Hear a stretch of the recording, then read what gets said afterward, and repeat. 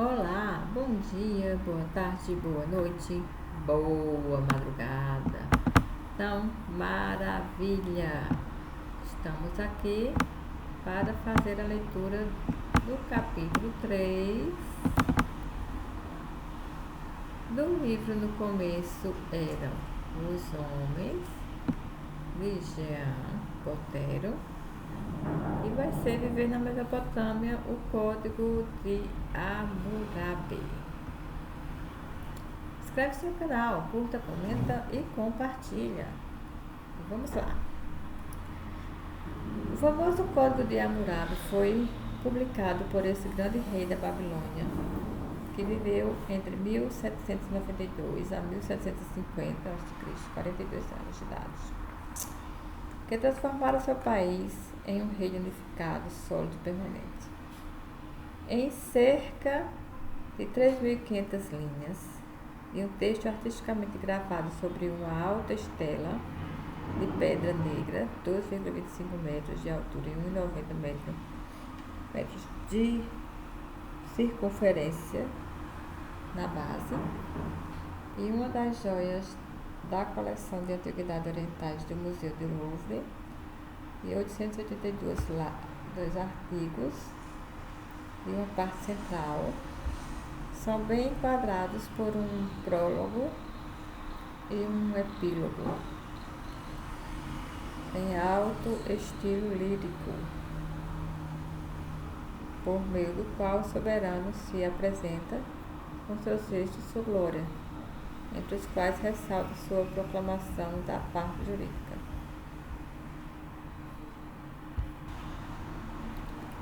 Dessa última, cerca de 40 artigos foram marcados na parte inferior da face frontal da estela pelo rei Elamita, que por volta de 1200 a.C., no decorrer de uma incursão vitoriosa à Babilônia, a tomara como troféu. Queria acrescentar-lhe uma inscrição de sua lavra. A descoberta desse monumento em 1902 pelos escavadores franceses de Susa, no sudoeste do Irã, causou grande alvoroço. Passando do ponto de vista da Bíblia, acreditou-se ver ali o ancestral e o modelo de legislação, além do próprio Código das Leis.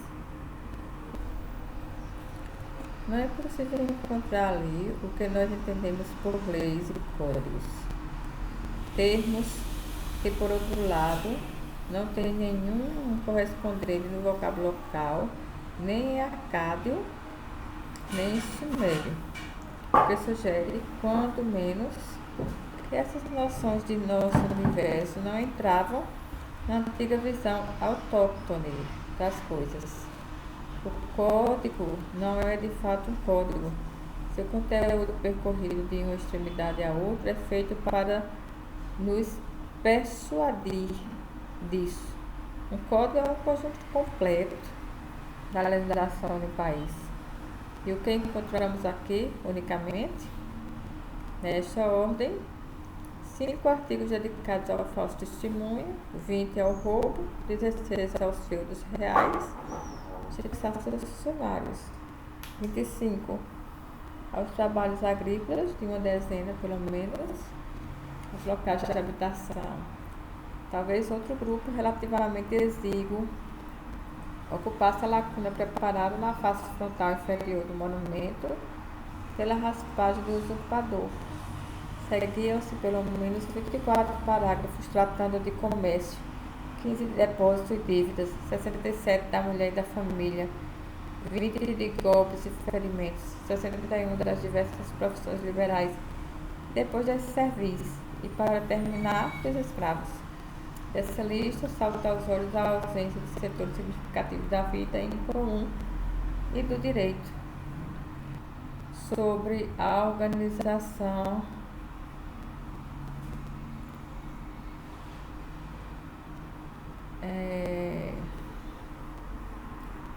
em uma palavra, sobre a organização da justiça, a hierarquia social, as obrigações políticas a administração, a falsidade, até mesmo aquela outra teta da economia do país, que era a pecuária, mal evocada.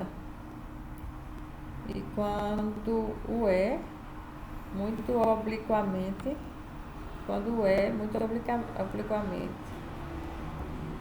nem sombra de alusão a infrações capitais como dito. Além disso, se observarmos com atenção os temas, são abordados apenas parcialmente. Assim, o capítulo sobre golpes e ferimentos prevê os que são afligidos por um filho ao seu pai, mas não menciona outros autores e vítimas possíveis. Também não levanta a questão do parricídio e do infanticídio. O caso de vias de fato, levando à morte, só é previsto, por um lado, na ocasião de rixas, e por outro, a propósito de mulheres grávidas, o óbito, quando resulta de um aborto provocado por agressão.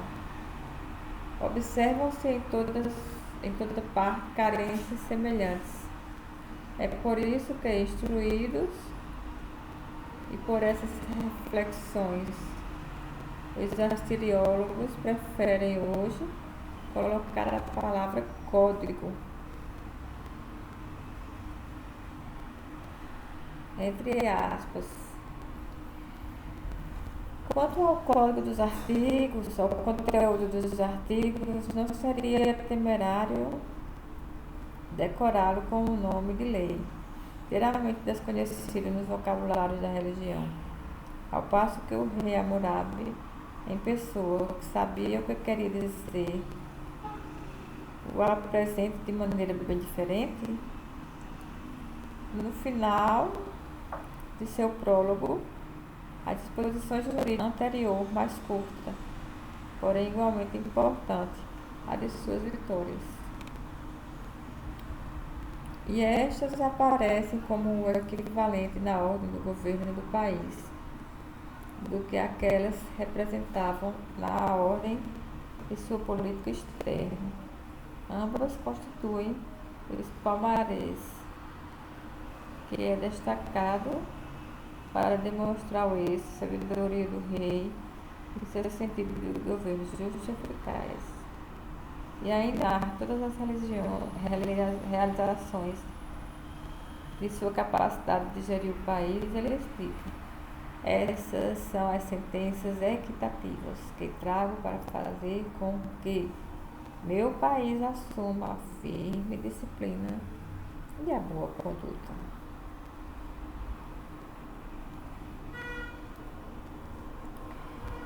Esses 282 artigos representavam, portanto, aos seus olhos apenas sentenças e decisões judiciais. Uma sentença não é uma enunciação universal que abraçaria do alto uma multidão de casos particulares. É apenas a solução trazida hic nunc, não pelo legislador, mas pelo juiz, para um problema jurídico singular. Como tal, cobre uma situação individualizada e existencial. Como reagir para salvar a boa ordem política diante de fulano que, em tal dia, em tal localidade, em tais e tais circunstâncias, dormiu, por vontade própria ou à força, com fulana, que é sua filha. Esse é o problema imediato e factual que se apresenta ao juiz, apelando então para as obscuras, mais poderosas pressões do costume, de uma espécie de instinto enraizado em sua cultura e civilização. Ele responde com a decisão de afastar o culpado de seu meio, ao mesmo tempo de puni-lo pelo que constitui um excesso perigoso e intolerável, e para aniquilar o mau exemplo que ele oferece a todos depois dos palmares, suas vitórias, as sentenças dadas ou ratificadas, o que ele dá no mesmo, por sua sabedoria de governante, a fim de precaver a desordem e fazer com que seu povo ande reto, condição sine qua non, segundo ele, para assegurar-lhe a prosperidade. Hammurabi a generalizou, para que pudessem ser virtualmente aplicadas a todas.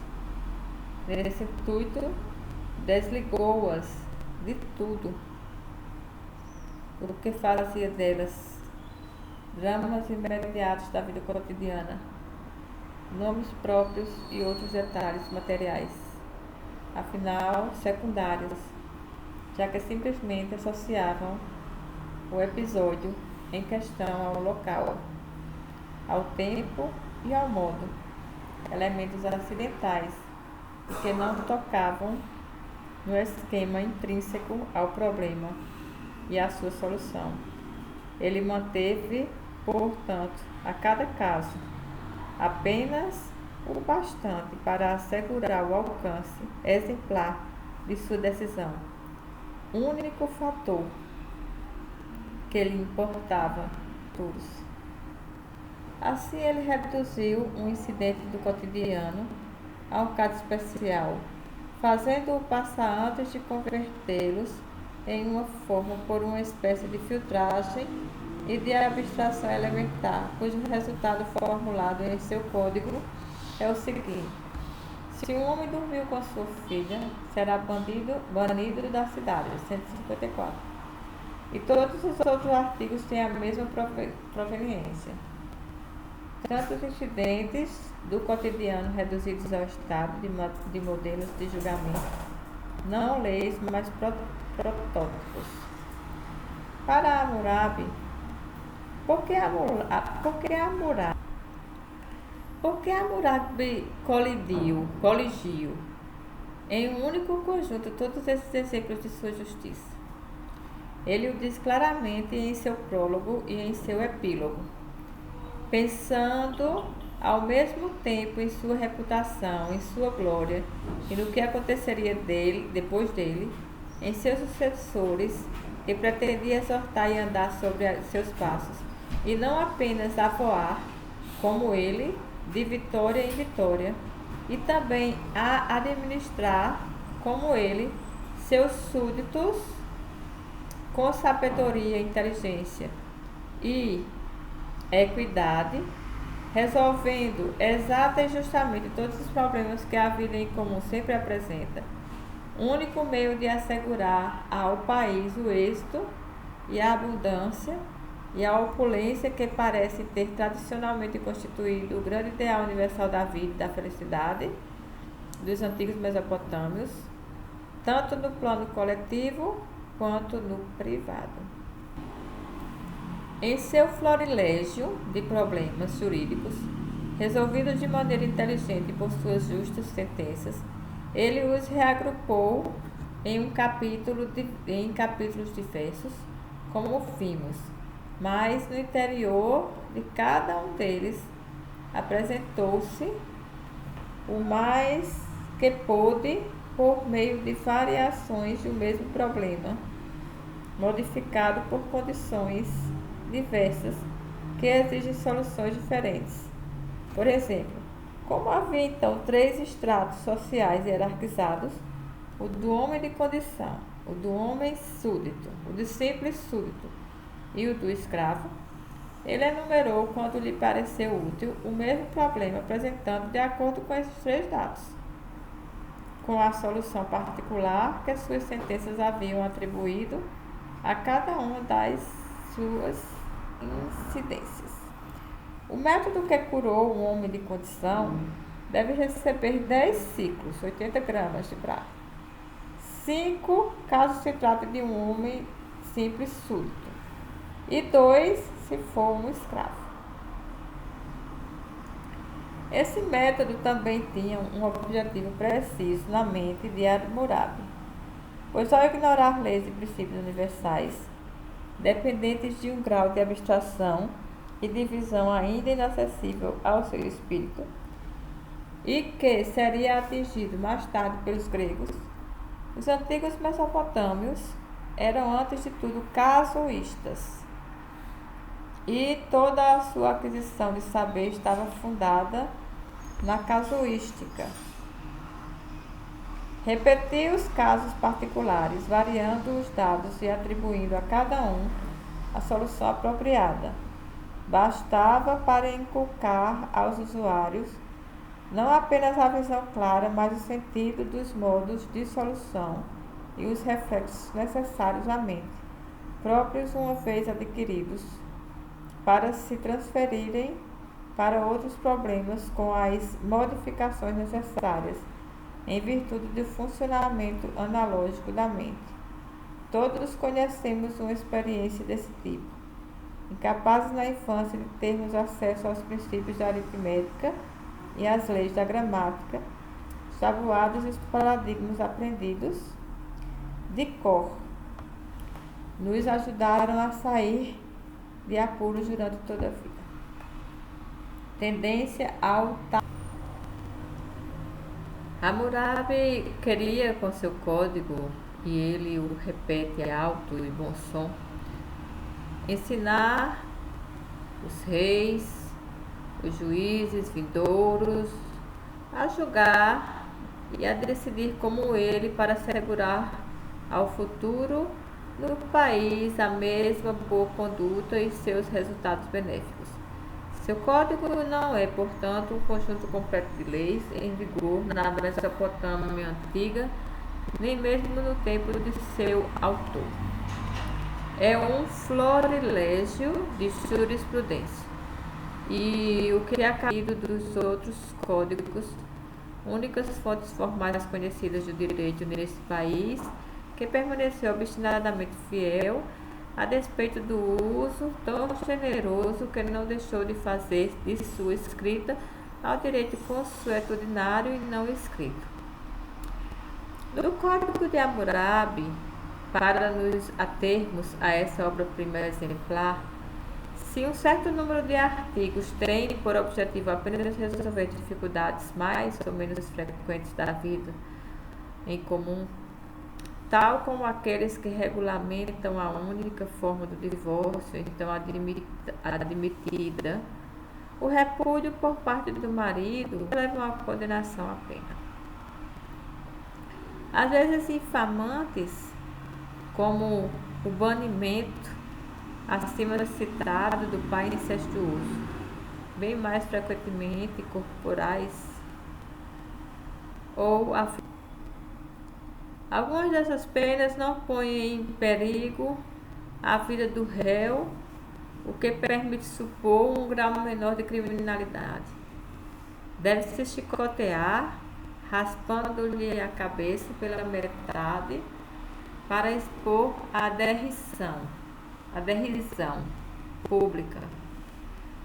Caluniador de uma sacerdotisa. E quem ultrajou um homem de condição superior? As coisas se agravam com a mutilação. Corta-se a língua do adotado que renegou o pai adotivo, a orelha do escravo que bofeteou um homem de condição ou que se revoltou contra seu senhor. Corta-se a mão do filho que bateu no pai, a do médico que, por imperícia, causou a morte,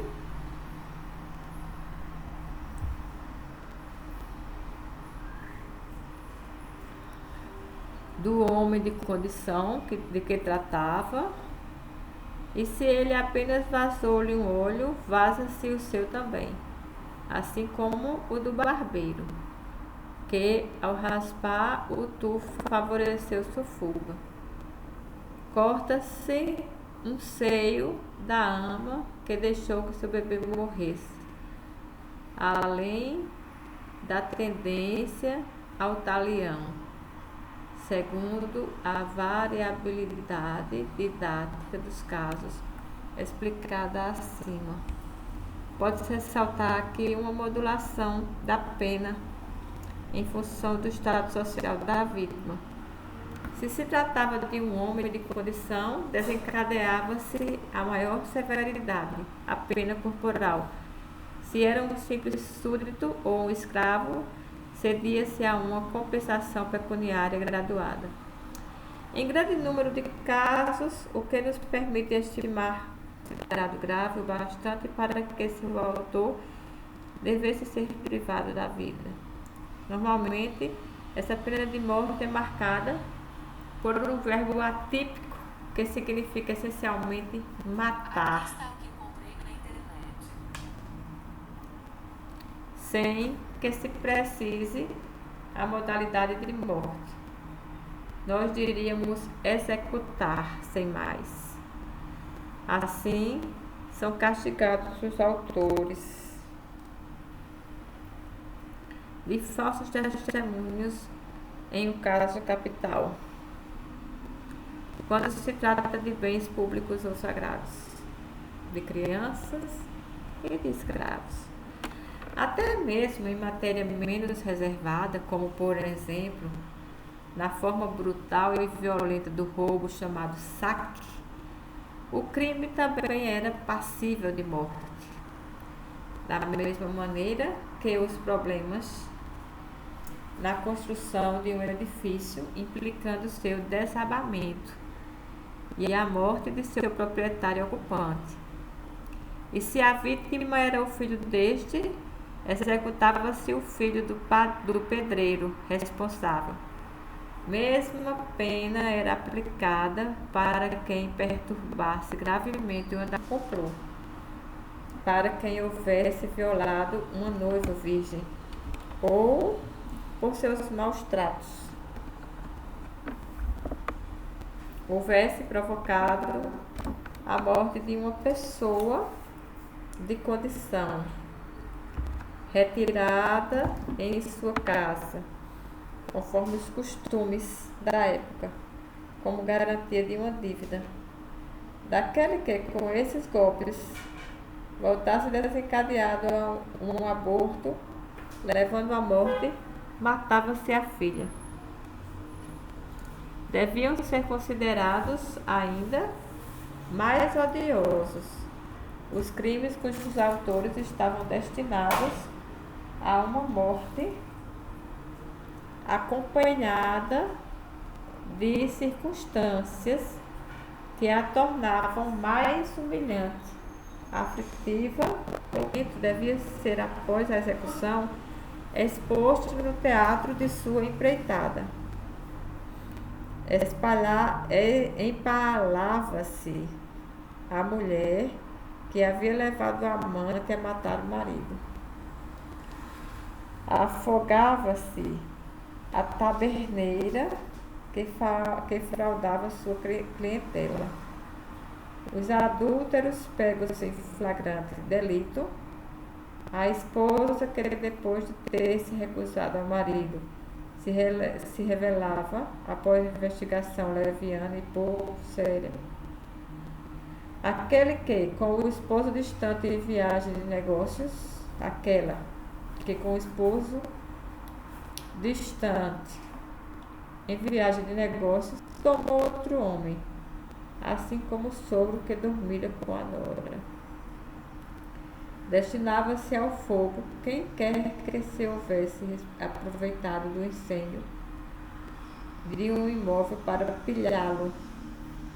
A sacerdotisa que frequentava lugares de má reputação e o filho que havia dormido com a mãe.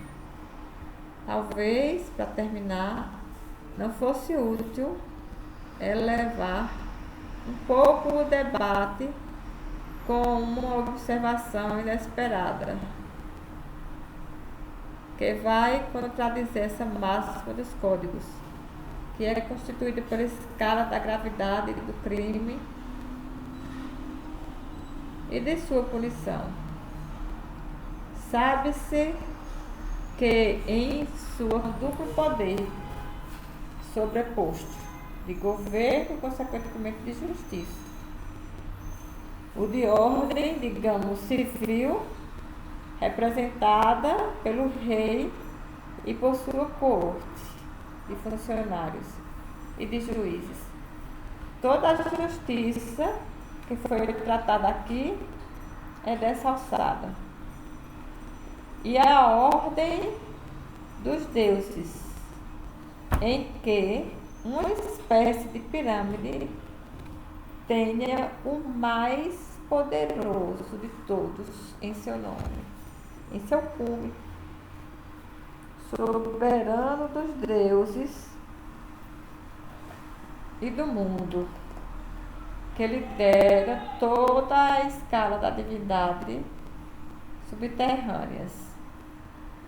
Dessa autoridade suprema emanava uma espécie de legislação superior, ações e proibições, que esquadrinhavam a existência humana, não somente aquelas que eram da alçada do direito comum e dos tribunais, mas todas as outras que concerniam especialmente ao ritual e ao exercício do culto, à ética pessoal e às relações de vida, às vagas coerções tradicionais do folclore e da rotina, que são observadas um pouco em toda parte, porque isso se faz sem que ninguém se pergunte sobre a razão ou o valor. Faltar a qualquer um daqueles deveres infinitos podia implicar, da parte dos deuses juízes, o castigo, que muitas vezes sobrevinham de forma súbita, compreensíveis, que tal mitologia da justiça divina se encarregava de explicar. Ora, nesse plano, não havia hierarquia das faltas, dos delitos e dos crimes. Tudo se valia.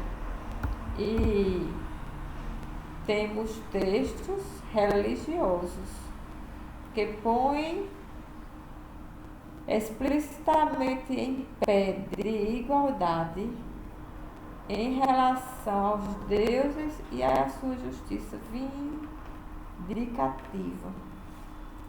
O fato de ter arruinado, de ter urinado, arrancado sua gleba de um campo, e o fato de ter te comportado mal durante uma cerimônia litúrgica, o de ter tagarelado convenientemente, ou de ter cometido alguma congruência e não apenas a fraude e o uso da moeda falsa, mas o roubo, o adultério, o homicídio e até mesmo o assassinato de um amigo a quem se acabava de jurar amizade.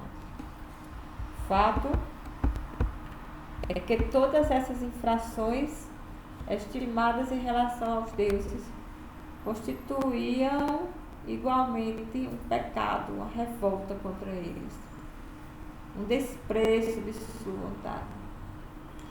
E, sobretudo, que em tais circunstâncias a punição, mas partia-se desta última, neste caso do infortúnio sobrevindo, que teria sido absurdo, inexplicável e um efeito de justiça divina, se não se houvesse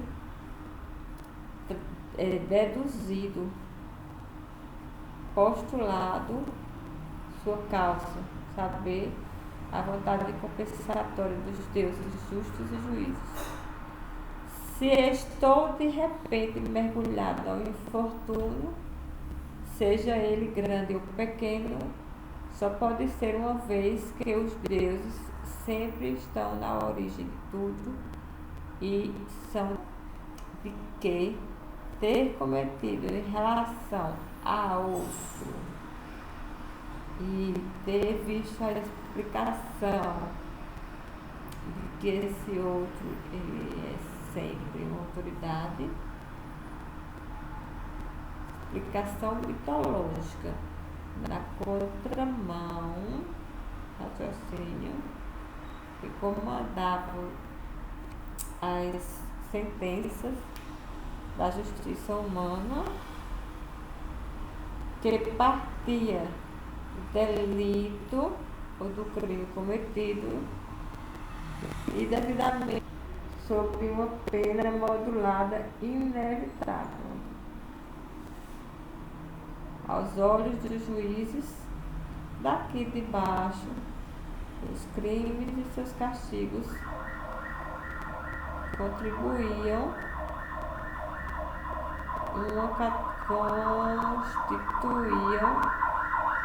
uma parte. Aos olhos dos deuses, tudo podia ser crime. E bom que você ficou ok? Inscreve-se no canal e depois a gente vai seguindo a leitura. Vamos lá!